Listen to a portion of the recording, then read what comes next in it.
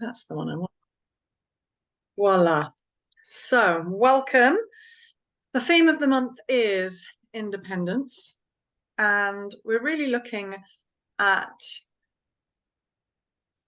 the energy of being able to speak independently of your fears of what other people might think of you, being able to share your thoughts, your ideas, your opinions if you feel like maybe what you talk about is slightly different, or people might not understand it, or any of that gorgeous, glorious stuff where we tend to hide our voice and be dependent or thinking about what other people might think when we speak up. So the final part of this is really about not shoulding your voice. So not being stuck in, I should be talking about this, I should be talking about that, because that is what you believe other people's expectations are of you, either because of their experience of you or because of societal expectations or any of that stuff. And those of you who know me know that shoulding is one of my big things. Chantal, I don't know where you have come from, so thank you for joining us, or how you found me. But yes, my book is called Stop Shoulding, Start Wanting, and it's all about allowing yourself to know what you want and put yourself first. So that is part of the energy of independence, so that you are able to ask for what you need. The way this runs, for those who've not been either for a while or before, is I will speak on the three key elements, share thoughts, ideas, opinions. If you have any questions, please do put them in the chat so that I can answer them. And then in about 25 minutes time, 30 minutes time, I will open this up to Q&A, and you can ask me anything about anything that I do within my work. So anything around vocal confidence, coaching, voice vibration, sound and energy healing, communication for individuals and in companies. So let's get started on this gorgeous theme. And let's hit the most important thing first, which is not being dependent on other people's approval, other people's thoughts, other people's opinions of you when you express your voice. Now, obviously, this is a huge topic, so I'm just going to sort of give an overview of how I approach this and some hopefully useful tools and tips for you to be able to implement or start thinking about differently. So our thoughts, fears, concerns about what other people think about us when we're speaking. I speak about this a lot. I've just run my flagship 2-day vocal confidence workshop again. So a couple of you in this room have been to that. And like day one is all about figuring out what you think other people might be thinking about you, and how much you're judging other people automatically, how much you're judging yourself, and how much you hold back because of the fears of what you think other people might think about you. Which means that if you are putting that first, you are not speaking from a place of independence. You're speaking from a place of codependence on other people hearing you in whatever way, shape, or form this is, and needing them to agree with you or accept you or approve of you. Now, obviously, it is the human condition to want to belong to a tribe. That's where our desire to want to belong comes in from our amygdala at the back of our brain there, which enforces our fight or flight and creates our flight and flight response. And our fear is, if I speak up, if I say something that other people don't like or don't agree with or think is ridiculous, or for those of you who run your own businesses and maybe you do something that you think other people will think is out there, so you don't talk about it, because we want the people within our sphere to accept us and to approve of us and to not kick us out of the tribe, because the amygdala has not developed since cave people times, and we are subconsciously terrified that if we say something in inverted commas wrong, we will be kicked out of the tribe and we won't be able to face the saber-toothed tiger or the woolly mammoth on our own, and therefore we will die. So at a very primal level, the subconscious brain is going, don't speak, don't say anything that people might not like or might think is a little controversial or might not like or might not understand, might not approve of, because we might get kicked out of the tribe. The reverse of that is when we do start speaking from a place of independence rather than codependence, as long as we are speaking from a space that is connected to a deepest truth, so something that you firmly believe, it's like a baseline solidity of this is true, and that deepest truth is connected to a higher purpose. So when you are expressing yourself, what you are saying is for the good of yourself and others. When you are speaking from a place that has that higher purpose, that deepest truth comes together, and you can speak from your heart, then magic happens. Because you feel less worried about expressing it because you know that you're speaking from a place of your deepest truth and that it's coming from a place of no harm. You're not saying things. So what I'm not encouraging here is, any kind of hate speech or any kind of thing that you know is going to cause pain to other people. Some people may inadvertently, from their truth, offend or hurt other people. That can happen because it crosses other people's belief systems, especially if we're talking about belief, or other people's lived experience. But if we're speaking from a place of higher purpose, of positive intention, connected to a deepest truth that runs through you, then you are less likely to be afraid of saying what you're saying, because you know it comes from a place of good intention and from a place that runs true for you. The simplest explanation I give of this is when I used to talk about my business. So I used to not talk about the more spiritual, holistic, energetic, vibrational side of the voice work that I do: voice vibration, sound healing, energy work, chakra balancing for my retreats. Because I used to think, and I was dependent on obviously getting clients, because otherwise I can't have a life, right? So I am dependent on having clients.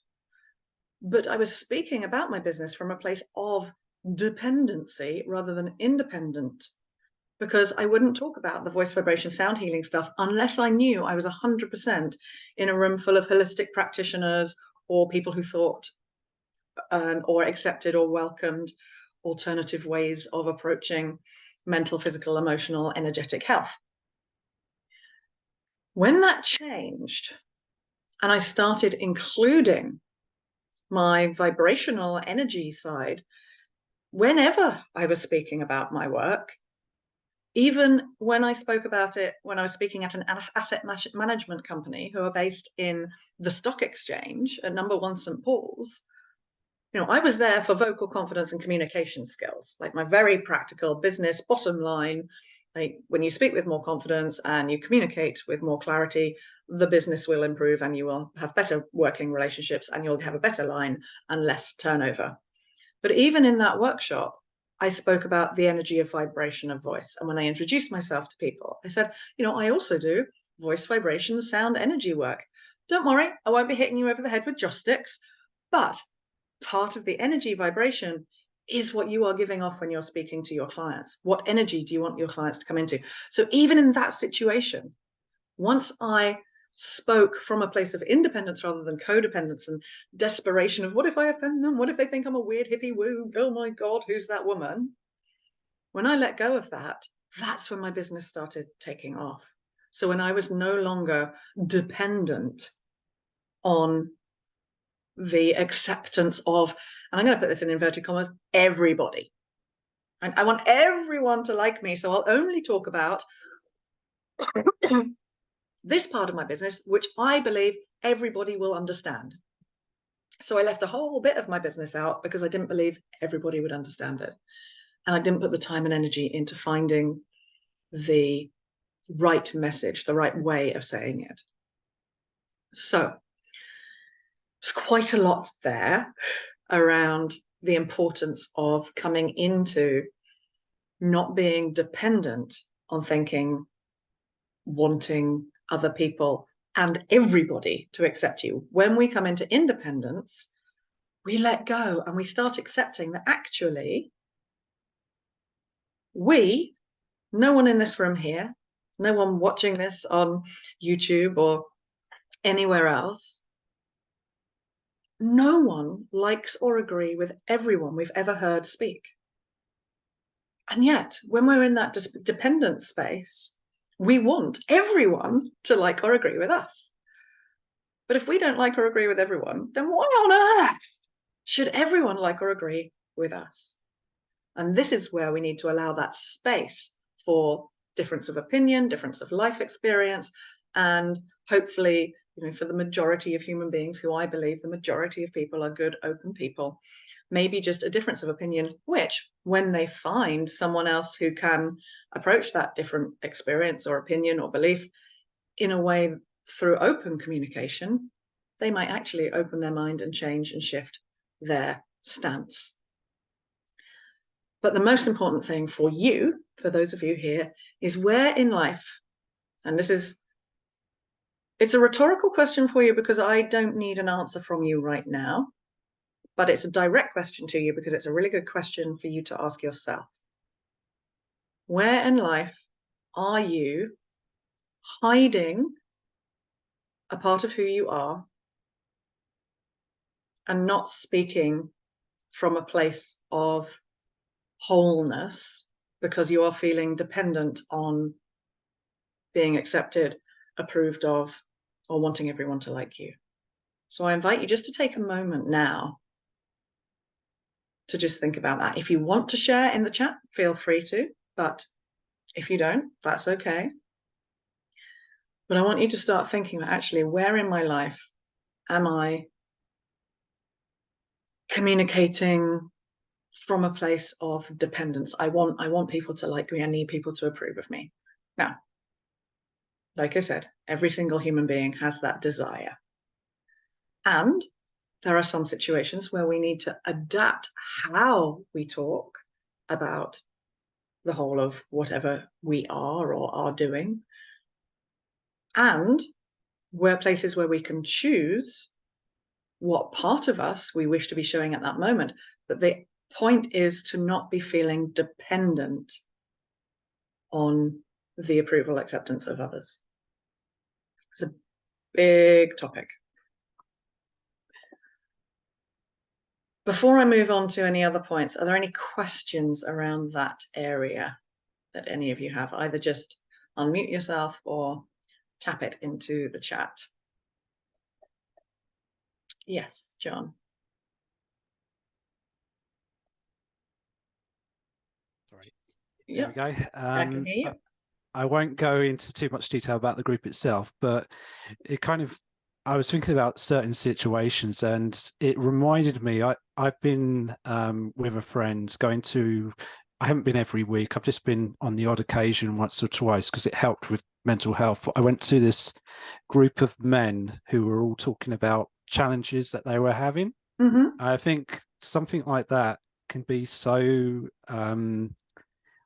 opening because you get to see everything that's going on with people that maybe they've got a very different life from you, but it allows you to just kind of reflect on other people's life situations. And I think that's so helpful because there is going to be moments where not necessarily in this group, but in other situations where you don't agree with something, or you find it hard to express the message that you're trying to get across to someone, because you're worried that it's going to be misunderstood or something like that. So I think it's good to be aware that everyone, just how that feels, to take on board listening to someone else and just being with them, and having acceptance for self and self-acceptance regardless of the situation. Yeah, very much. And when you hear other people being more open without need for approval, then that gives you the ability to open yourself. Yeah, thank you. It was just a good reminder for me, because I know there are times where I might have a point of view or see something that's happening and then find it hard to communicate with other groups of people. So it's just being okay with that. Yeah, and we don't always have the words, but when we're trying to say the right thing in order to fit in, we will never find exactly the right words because we're trying to say the right thing. Which moves me nicely on, unless anyone has any other comments or questions. Nope. Okay, lovely. Thank you for I'm loving your hearts, Chantal. I'm noticing your support of other people and myself, so thank you for that. Yes, so that brings me nicely really to not having to be speaking about things in the right, or having to say the right thing. So maybe when what you're talking about might not be the norm. I've had in my life a couple of trans clients, and of course their life experience is not the statistical norm. And so for them, finding their voice and being able to express themselves with confidence and clarity has been very challenging. And for a couple of them especially, actually finding their physical voice, because especially for trans women, if they've been through voice breaking, then physiologically it's very hard to place the voice differently. So if you are wanting to share your voice, what you're saying might not be the norm, and that's a really, that's a far end of the spectrum of life experience. We come to something really simple, like a post I put on LinkedIn the other day, where it's not the norm for people to show their vulnerability. And I did a post with me walking down the street, growling and shaking and using the sound healing tools, just going, there. And actually, you know what? Today, no, I'm not all right. Today, I am really stressed. And today, and there's a big part of me that would not have done that a few years ago, because I'm like, oh, I don't want people to see that I'm weak, or admitting that actually at the moment, I don't have really great client flow at the moment. And again, there's a past me that wouldn't have mentioned it in a thing like this or at my workshop. I have clients, there are things happening. It's the work is amazing, as those of you who've done some of it with me know. But right now, at the moment, the flow is a little bit sticky, and I'm working my way around that. So that's not the norm to vocalize that, to say, actually, you know what? This is where I actually am. With my posts that I put on LinkedIn, I was, oh, I'm having a really stressful day. Things are not great right now. And I am challenged. And of course, a lot of people, for any kind of coaching, they're like, yeah, I'm a coach and my life is perfect. Oh, look at this. Look at me, aren't I fabulous? And it's like, well, actually, no, look at me, aren't I fabulous? Yes, I'm fabulous. And the work I do is amazing. But my life, that doesn't mean my life can't be difficult, challenging, but it's what are you putting out there? So if what you are wanting to share with your voice might not be the norm, and that might be something like that, it's not what people normally share. We don't normally, although thankfully it's becoming more normalized to speak about our mental health. It might be something like my amazing client Anna, who's a consultant in change management, and she came to me because she has a whole new way of approaching things that she's starting to put out there in the world. And she was like, how do I say this? because it's not the norm of how my world operates. And I'm a woman in a male-dominated world, and you know, I don't want to be seen as bossy or overly assertive or any of those other things that come in with stereotypes. So how do you share your voice as an independent, you know, because actually, well, here I am, and I'm going to say something that is independent to the accepted norm in my sphere, whatever that might be. So how can you do that when you feel like you are speaking from a place that's outside of the box? Again, this is really deep, and you know, it takes more than a webinar to share. But the most important thing I would say for this is coming to that space and finding one of the elements that I talked about earlier, which is your deepest truth. So if your approach is different, if what you are wanting to say is maybe not normally accepted or acceptable, it's finding the way of communicating that from a place of solidity. Bear with me, someone's just rapped on my door very abruptly, so I'm just going to check that everything's okay. I'll be back in just a second. Talking about the workshop. Thank you. Yeah. Yes, both Helen and John, you've both done the 2-day workshop. I can't actually remember whether it was last summer, the summer before, 4 years ago. I've lost complete track of time. I think for you it was a couple of years ago, Helen. Years ago, maybe. Yeah, might have been one of the first ones out of lockdown. Yeah, God. Yeah. Okay, thank you very much for your patience. Deepest truth. There we go. This is the thing. Like when Anna, I'm going to use Anna as an example, my consultant client, when she came to me saying, I have this idea that I'm birthing and I want to speak about it at conferences and in my industry, but I need to feel unshakable when I talk about it. And I've actually adapted the title of my 1-year ongoing coaching because of her to Whole and Unshakable. And the number one thing that you need to look at is that deepest truth. So you can have a life deepest truth. So for example, I know someone who operates through life saying there is only one emotion. There is one core emotion, and that is love. Everything else is love plus or love minus. You know, so that's their deepest truth. You know, there is only love. It all is love. And that works for them, for both their personal life and their professional life. For my business, the deepest truth of my business, it is a statement that I have which sits as a rock solid foundation that is completely unshakable, which is when you liberate your voice, you will liberate your life. Full stop. End of story. So when you are in your position where maybe you feel like, oh, you know, like when you have the big political parties and you've got you know, you've got the well, in this country occasionally the Lib Dems seem to be making a little comeback. They're like poking their heads back. So here we've got, you know, Conservatives, Labour and the Lib Dems, and then you have an independent running as an MP or a local councillor. In America, obviously, you have the Democrats and the Republicans, and occasionally an independent. It takes a lot of courage to be that independent voice, because, and this is the challenge of independence, the energy we don't want to go into is that independent means alone. Right? So I'm not talking about independence as standalone, barriered boundaries. No, it's me and only me. Like, I am independent and I'm not going to belong to anything or anyone.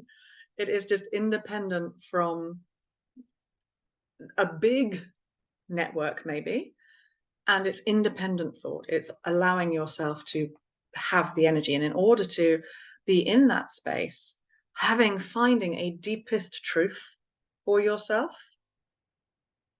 will give you really solid foundations to stand upon, so that when you are in those situations where you are sharing your voice, and it's a little bit scary. There's a little bit of trepidation going on. It's like, oh gosh, how's this going to go down? I don't know. When you've got that solidity, then you add on a higher purpose, which makes it bigger than you and not about you, but about the positive benefit for both you and others, or maybe even the world. But you know, it might just be a close community of others. Then there is the amazing energy to stand in your independence, not needing the big groups to agree with you, because this is where the magic happens. When we start sharing our voice in this way, that's when you find the people who are your true tribe. That's when you find the people who go, oh, that's different and I love it. So if when you need to share your voice, if what you're saying might be a little out of the norm, have you got a foundational, deepest truth that you know you can just sit on and go, it's okay, actually, I can share this, connected to a higher purpose, for the benefit of all. But I know that it doesn't matter whether other people go, oh, well, what a load of rubbish, or the easiest thing I can think of is, if we take religion as an example, you know, I have Christian friends who aren't going to be shaken by, you know, Hinduism or Buddhism or Islam or my spirituality, because for them it's like, yeah, it's great, but for me it's God and Christ and Christianity. You know, I have Muslim friends, Sikh friends, and for them it's the same. It's like, no, this is my thing. That's great. I give you space, because when you come from a space that's actually so true for you, there's no fighting against other people. Other people might want to fight with you, might want to convince you, and might want to compel you to their way of thinking. But you can be in a really simple space of, I love that you have that conviction for yourself, but this is mine. Anyone can try and fight with me around, when you liberate your voice, you will liberate your life. They go, oh yeah, no you won't, no you won't, no you won't. People could put arguments to me, but for me, I'd be like, yeah, that's great, but I know it's true. And that will give you a real strength and sense of how to feel unshakable if maybe what you're talking about is outside of the norm. I see this a lot in the holistic therapy world. So the more you speak with conviction about whatever your treatment might be, you know, and you see a lot, there's a lot more sexologists out there now sort of talking openly about positive touch and physical touch and tantra, and it's just like, yeah, it might be a bit out there for a lot of people. That might be a bit much for a lot of people, but the people who it's right for, it's perfect for. So allowing yourself to find that real sense of foundational stability will help you say, yeah, you know what, actually, this is my thing. Chantal, I'm not sure if you're aware, my background is from a classically trained professional actor. And I've never really been into physical theatre. So, you know, you could make fun of physical theatre. And I'm like, oh, physical theatre. Yeah, great. It's all like weirdy, blah, blah, blah. But, you know, you turn around and look at Andy Serkis, who played Gollum in the Lord of the Rings trilogies and now has his own, you know, he directs and he has his own production company. And like, actually, physical theatre did all right for him. So allowing yourself to embrace what it is and finding and coming from that place of what you love. So any questions, thoughts on that element of your foundational deepest truth and speaking from outside the norm? Cool. Just thank you, John. So we come on now to the thing that those of you, John and Helen have definitely heard me talk about before, and Chantal, I don't know how much or how long you've been following me or aware of me, but the stop shoulding, so that you can express what you want and or need. Lots of people say to me, how is your whole shoulding piece related to vocal confidence, to sharing your voice? Because if you're living your life with I should eat less, I should exercise more, I should do the housework. I should be married by now. I should have kids. I should blah, blah, blah, blah, blah, blah, blah. Whatever your shoulds are. If you're living your life by shoulds, you are not coming from a place of independent thought, and therefore you're not coming from a place of independent voice. Because our shoulds usually come from our familial or societal expectations, upbringing. So how often, and here's again, it is a rhetorical question for the purposes of this webinar. I don't need you to give me an answer. If you'd like to, you're open to, but I invite you to ask yourself quite firmly, how often do you find yourself thinking I should, or maybe I shouldn't? I should do this. I should do that. I ought to is another one. Maybe it might be, and I have to. I have to can be a disguised I should. Or it could be an I shouldn't. Oh, I shouldn't eat that. I shouldn't be watching this. I should be doing something else instead. Sometimes it's an I need to. So I need can either come from your passion, like, oh, I need to do that, which is great. Or it could be from a should I need. Oh, I really need to do that. I need to do my tax return. Right. So if you're coming from that space of should, have to, ought, need, you're not coming from a place of your independence. You're trying to do something because it is expected of you. Now, it might be expected of you by you, but I invite you to catch yourself every time you think should and ask yourself this very simple question. Do I want to? And then if the answer is no, if the answer is yes, it's nice and easy. Good, do it then. Great. Put a time in your diary. If you can't do it now, put a time in your diary and do it, right? Do I want to? If the answer is yes, nice and easy. If the answer is no, and this is the first exercise in my book, and also, while I think of it, what we're going to be working on in the Stop Shoulding Your Life workshop on the 29th of July, for which there are still spaces. If the answer is no, do I want to? No. And then you need to ask yourself another question, which is, will I feel benefit if I do it? Or what will the benefit be if I do it? Because sometimes there are some shoulds which really are, actually, ultimately, you don't have to, you could not. Like, I don't have to do my tax return, but if I don't, I could go to jail. So do I want to do my tax return? The answer might be no. Normally it's not. What would the benefit be for me? Or what were the consequences? So what would the benefit be if I do? Or you might ask yourself the question, what would the consequences be if I don't? And then it was like, well, I could go to jail. Do I want to do my tax return? Yeah, actually I do. So then you can change that energy of should to a want, to a desire. And then from that point, you can start asking, okay, well, I want to do this thing now.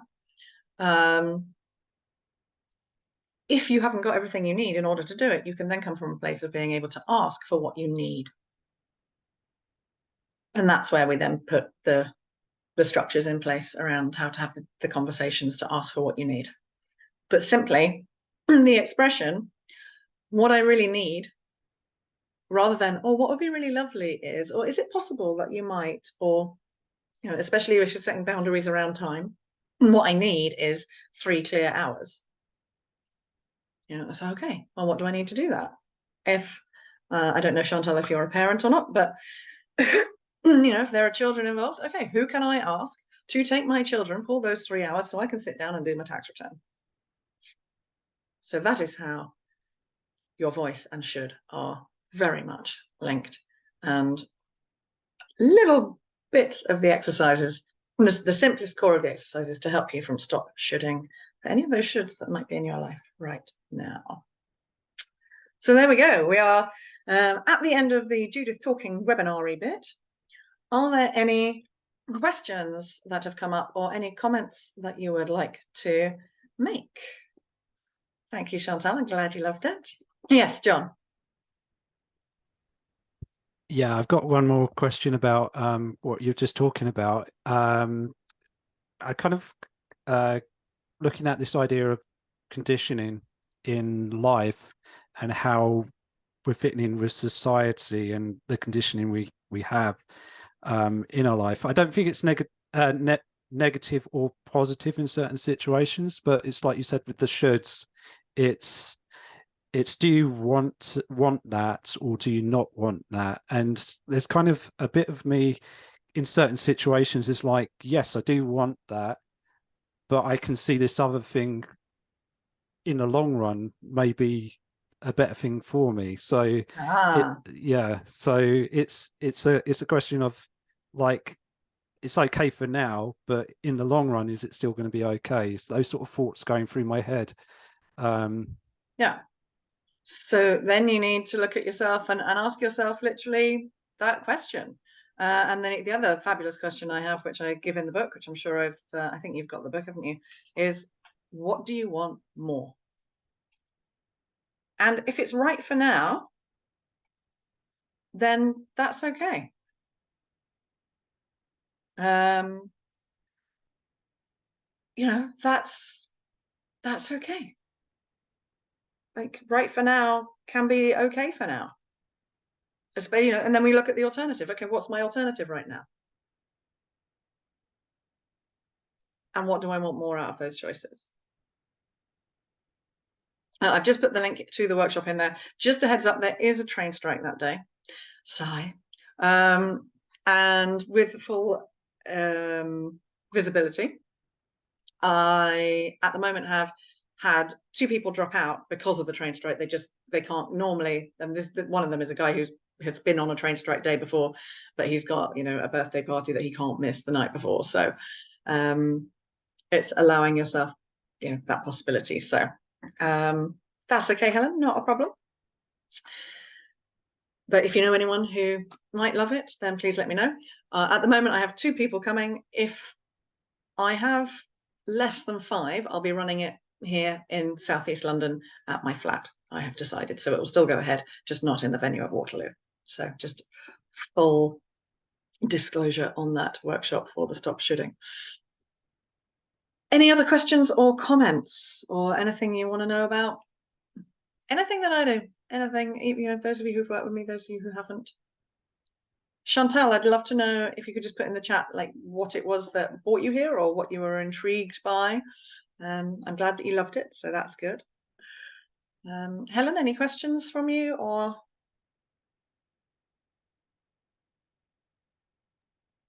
No, I don't think so. It was a good reinforcement of stuff that I've been present with you doing before, which is lovely. Cool. And have you done the shoulding stuff? Have I done the shoulding stuff? Yeah. What's the stuff? The book. Have you read the book or? I've got the book. I started the book as I often do with books. I'm definitely a starter, not a completer. So I've usually got 10 going, anyone that I pick up and put down. But yes, it's reminded me to dig it out again and have a look. Yeah. And even if you just go through the exercises, like you don't have to read the book. Just go through the exercises. I think there's 7 or 8 exercises in there. Just go through and do the exercises. It won't take you like more than an hour. Yeah, it's good. It's good food for thought for sure. Especially if you're shoulding stuff in your world at the moment. Just allow yourself to go through and just do the exercises. Yeah, it's more should not actually. So well, the should nots are in there as well. Yeah, it's how to look at the should nots. There's a chapter on that. Yeah, same principle. So lovely. Yeah. Thank you, Chantal. Here for the concept of finding your voice. It is 100% what I do. So these first Mondays happen for free for everyone, whether you've never worked with me before, it doesn't matter. So feel free to come, although next month it won't be on the Monday because I'll be at the Edinburgh Festival. So I think I've put it in to run on the Tuesday, but the link will change. So the link that you've signed up to should send to you automatically. Otherwise, just keep your eye on my website events page. Anything else I've got coming up, just to let you know, on the 19th of August, I've got a one-day sound healing event with the sound vibrations in Waterloo. At the end of August, I have my 3-day sound healing retreat. Then on the 9th of September, so Chantal, I don't know where you live, but might be of interest to you, I have a half-day introduction. I call it a taster and top up. So the last time I ran it, I had several people there who were just wanting to, like, no obligation, you know, no pressure, dipping the toe into finding out whether or not they like the way I work. And then had a couple of people who've done quite a bit of work with me coming for an in-person top up. So that's on the 9th of September. And then at the end of September, I have my 2-day flagship workshop, again, the vocal confidence flagship workshop, which both Helen and John have done. And then on the 25th of November, these are all on my website events page, but just to let you know, I have a one-day whole voice method workshop, which is taking people through my whole voice method, which is how to have challenging conversations so that you don't have conflict, but you come to a good conclusion. So there you go. That's different ways that you can find me, but I'm here monthly and I'm always love to see faces new and old. So thank you so much. Look at that, not 7:30 on the dot. And I want to respect your time, your evening, or your day, wherever in the world you are, Chantal. So thank you, thank you. If there's no other questions, I will give you blessings and send you on your way. Thank you very much. My absolute pleasure. Thank you. Lovely to see you again, and lovely to see you, Chantal. Take care. Bye. Bye.